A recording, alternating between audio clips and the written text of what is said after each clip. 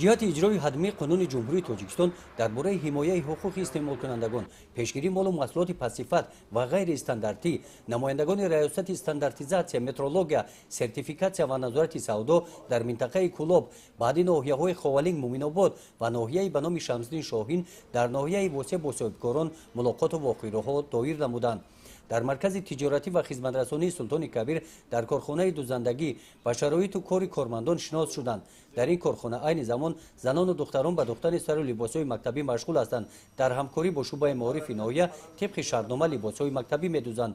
дар мулоқот бо кормандон таъкид карда шуд ки пешвои миллат президенти ҷумҳурии тоҷикистон муҳтарам эмомалӣ раҳмон дар паёмашон ба маҷлиси олии кишвар қайд намуданд ки таъмин намудани аҳолӣ бо маҳсулоти хушсифат ки шарти асосии солимии мардум мебошад яке аз масъалаҳои муҳим ба ҳисоб меравад. дар ин самт ҳар яке моро зарур аст ки дар кори худ ба сифати маҳсулот аҳамияти ҷиддӣ зоҳир намоем. ҳамин гуна мулоқот дар литсеи касбии техникии ноҳия бо соҳибкорон доир карда шуд.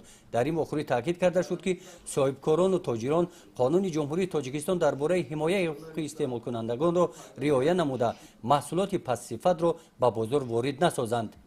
гузориши хоҷа Назриф Худойназар Зуҳуров аз ноҳияи восеъ барои барномаи иттилоотии Навид.